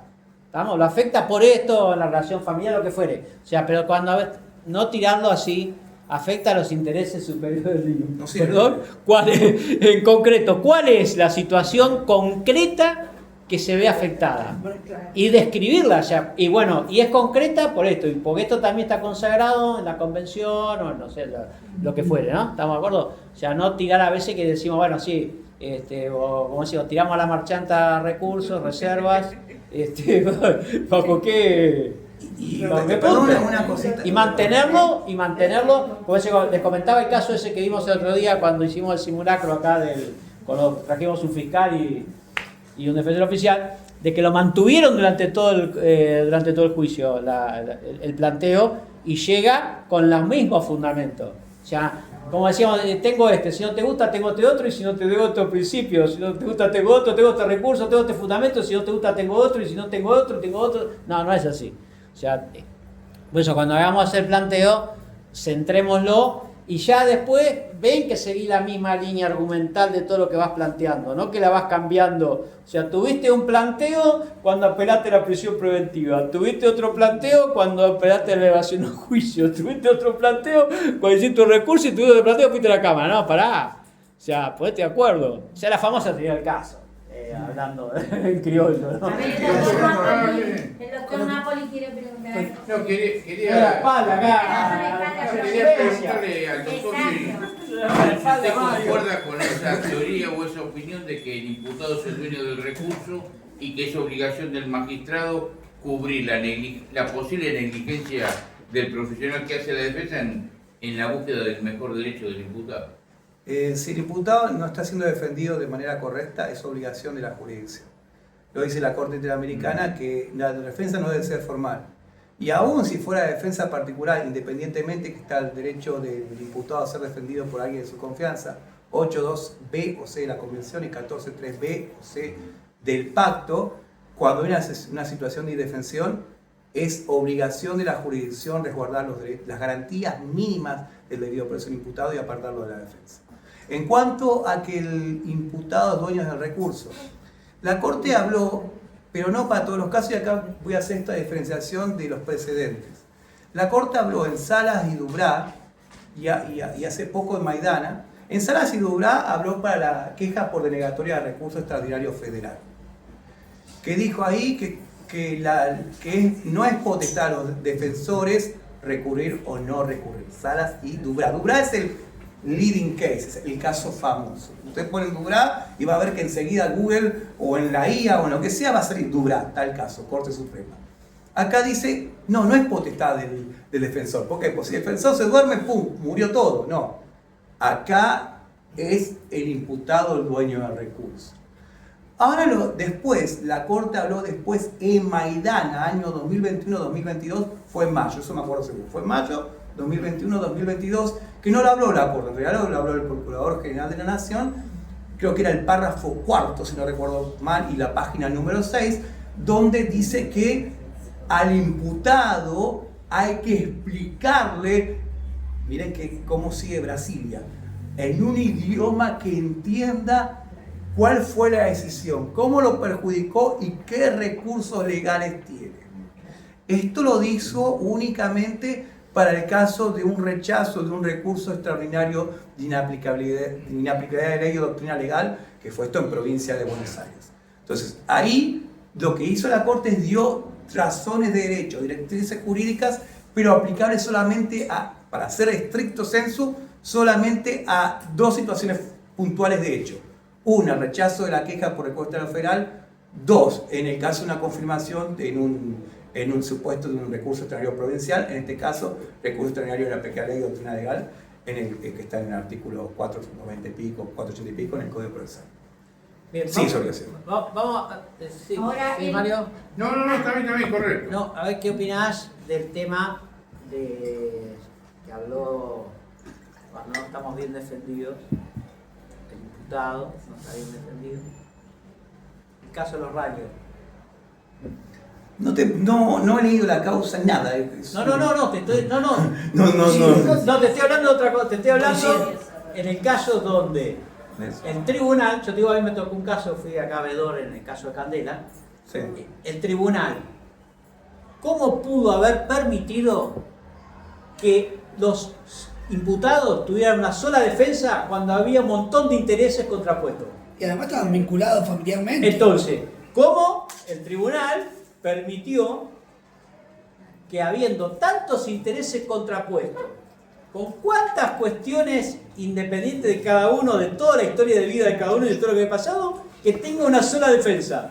Tendría que haber intervenido el tribunal, o sea, no por el contenido, no la estrategia de defensa. Yo digo, el tribunal como órgano rector decente tenía que haber por lo menos girado las actuaciones, o el colegio de abogados de la zona también tenía que haber intervenido, digamos, por decir algo, ¿no? Para a ver qué pasaba ahí.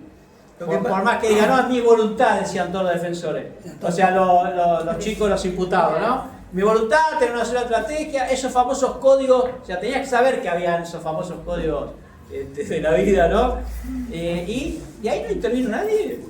O sea, ¿qué pasó? Bueno, yo digo mi opinión, no quiere decir que en esto no quiero ser dogmático. Para mí en el caso concreto no correspondido. ¿Por qué? Uno tiene la garantía mínima de ser elegido por defensor de confianza.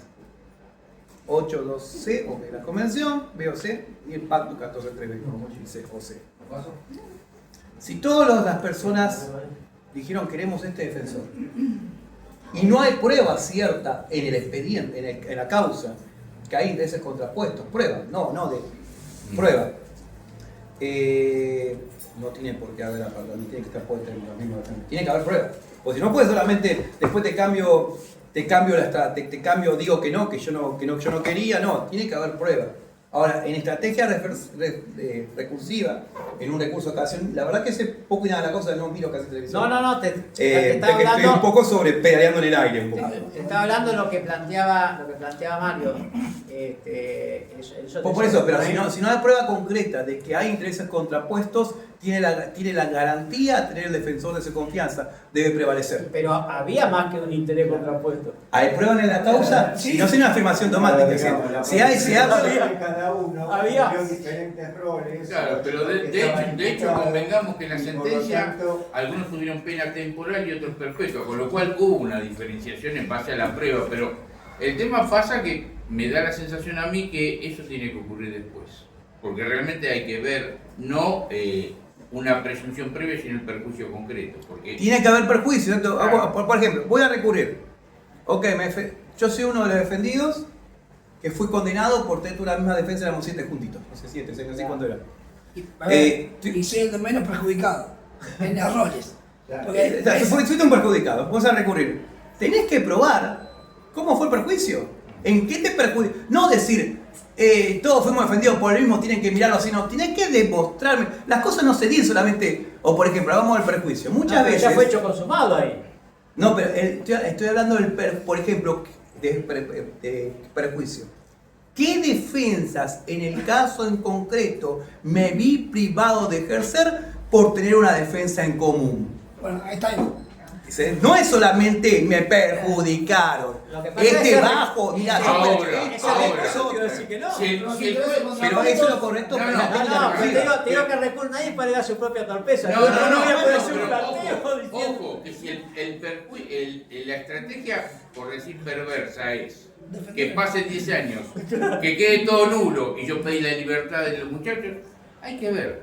Es muy difícil, solo el profesional es el que sabe. No, es de laboratorio por el tema No, del pero recurso. Pero este es un caso particular porque el abogado era padrino, no sé Estamos qué. de acuerdo. ¿Llegó a casación? Sí, Bueno, ¿se declaró nulo el juicio? no. Ah, bueno. No, Entonces creo vamos. que es de laboratorio por todo Por eso, el tema es ver cuál es la estrategia Yo no, y qué es lo que le pasa. Porque a lo mejor el juego es ese. Para mí la verdad. No, vamos a ver. Volviendo al tema de recursos para no irnos. Cuando hay una situación de indefensión generada por ejemplo, acá en este caso una defensa en común, te tiene que decir cuál es la situación de indefensión, cuál es el prejuicio concreto, y el prejuicio concreto sería en este caso muy fácil. ¿Cuáles fueron en concreto las defensas que podían haberse interpuesto y cómo esas defensas, Fueron omitidas. aparte omitidas, podían haber cambiado la suerte del juicio? Es mucho más la construcción. Los agravios se construyen. Vos yo digo que hay que estudiar técnica recursiva porque uno suele decir me violaron tal derecho o fueron arbitrarios y no hace tú una construcción común. Es como una cadenita de cosas que hay que ir encadenando una y encadeno otra y encadeno otra y encadeno otra y otra y otra. Son varios detalles. Entonces muchas veces, a mí me ha pasado un montón de veces de enojarme con la jurisdicción y pasar años y leer de vuelta a decir tenía razón. Es más, en este caso, el defensor de casación, respecto de uno de los chicos, entendió que de la prueba reunida se nota que este chico tiene una situación muy ajena al resto respecto del hecho. Y como no pudo declarar, no lo dejaron declarar, pide la nulidad y un nuevo juicio respecto de él. Veremos qué pasa. La Corte dirá. Muy fuerte. Si se tiene que probar, en todo caso, lo que hay que probar, yo recursista, pruebo, no es por el chico que realmente hay una coacción en este chico. Y lo que digo, las defensas que puede haber interpuesto, cómo estas podían con mucha probabilidad cambiar el resultado del juicio. Si no, es solamente quejarse y decir, me violaron tal cosa, que es lo que se suele hacer. En los recursos pasa mucho esto. Mucha queja, poca construcción del agravio. ¿El agravio cuál es? Es la demostración en el papelcito que lo escribe por la compu de cómo se concretó el perjuicio. Pero el fiscal de casación le iba a decir, bueno, lo lamento, nadie puede dar su propia torpeza, usted quiso hacer defendido por uno solo, lo lamento. Muéstrenme, yo creo que lo que falla muchas veces los recursos en la construcción del perjuicio. La construcción del perjuicio, que ya eso se llama agravio. Ese es el problema principal, no se saben construir los perjuicios. Dice, no pudo ir a la Cámara G. ¿Qué pregunta? ¿Qué podía preguntar? No pusiste una sola pregunta. ¿Y cómo podía cambiar? ¿Cómo que te esa nulidad? Yo te echo la piña. No hay nulidad por nulidad misma. ¿Qué defensas se podían haber interpuesto? ¿Cómo podían haber cambiado? Hacer una conjetura real de las cosas. Por eso recurrir exige tiempo, y si uno no es consciente que en la facultad uno no entrenó y que en la vida profesional uno copia modelos, después uno se queja cuando en realidad la jurisdicción, para mí la mayoría de las veces tiene razón. Así lo veo yo. Y eso que soy abogado particular. El agravio concreto, ¿cuál fue el problema que fue lo que te pasó? Por eso, el agravio es qué defensas pudo haber hecho, Claro. cómo podían haber cambiado en estricto el resultado del juicio. Si yo no supe construir eso y demostrarlo, no hay. Sí. El ejemplo es, por ejemplo, en las cámaras Gesell, que muchas veces no dejan preguntar al letrado. No. Ciertos departamentos judiciales no dejan preguntar al letrado. Vos, en ese- Bueno, pero eso te deja constancia. Y cuando- Bueno, sí, que yo- tiene constancia, como dice el doctor, quiere hacer esta pregunta. Claro, yo sería y se protesta. Claro. Pero más allá de todo, digamos, digamos, eso me parece de que debería ser subsanado, porque yo entiendo que están los derechos del niño, la convención, todo lo que quieran, pero también el imputado tiene derecho a poder defenderse. Sí, y ahí lo que hay que hacer en el caso concreto, no existe, no sirve la protesta para nada, primero, no sirve. Lo que hay que hacer, bueno, yo quise preguntar esto podía, en el momento tenés que hacerlo, por eso que hay que entrenar, porque eso hay que hacerlo en el momento, no hay otra oportunidad. Fue virtual y las preguntas solo se podían hacer por escrito. Entonces yo le dije que se estaban violando los principios constitucionales de mi cliente. Y el juez me contestó, bueno, si quiere haga protesta. No, pasa que no, el juez lo que hace ahí está haciendo trampa. Es decir, lo correcto ahí, yo quiero hacer esta pregunta. Esta pregunta es pertinente por esto, vos tenés que tener un plan. Yo quiero hacer esta pregunta que ella, ¿cómo se suele llamar en la teoría del caso? Que yo no estoy muy de acuerdo con la teoría del caso porque suelen hacer pelear la defensa contra la de fiscalía y lo que tiene que hacer el defensor es hacer puré al fiscal y después mete una tesis alternativa. Pero eso, aparte, soy bastante crítico de eso desde un punto de vista de la presunción de Está como inocencia. Mario piensa lo mismo, pero para juicios comunes. El no por jurado. fiscal tiene que probar. Pero Y juicio si por no jurado, puede no. probar más allá de duda razonable, esa solución. Yo voy a este caso concreto. Eso en el tribunal técnico, pero Yo, en por un ejemplo, juicio tengo por la jurado, oportunidad, estamos analizando perdiendo. una causa que puede haber una diferencia. La fiscalía va por el 87, yo voy por el 165. Pero si el imputado no declaró nunca, ¿por qué yo estoy obligado yo como defensor meterlo en un tipo Pero de juicio por jurado Yo ni hago hablar, muchas veces yo ni hago ni hablar a mis imputados. Pero, bueno, La por eso, solución no se prueba. Eso de La imponer inocencia se prueba. una teoría del caso es un tema difícil porque en ese caso en particular yo tendría que decir, no, ¿y por qué si él nunca declaró? ¿Por qué yo lo voy a meter Está en bien, la pero eso historia? en los juicios técnicos. Juicio por jurado estás a la parrilla. Pero- Bueno, habrá que pero- ver. Bueno, pero yo puedo tomar el caso un mes antes y la Pero- cosa estar así. Claro, bueno, Miremos pero desde perspectiva- juicio por jurado estamos en Pero no, veremos desde Otra cosa perspectiva distinta. constitucional y convencional de jerarquía constitucional. Hay algo que se llama presunción de inocencia. 8.2 de la Convención Americana, 14.2 del Pacto.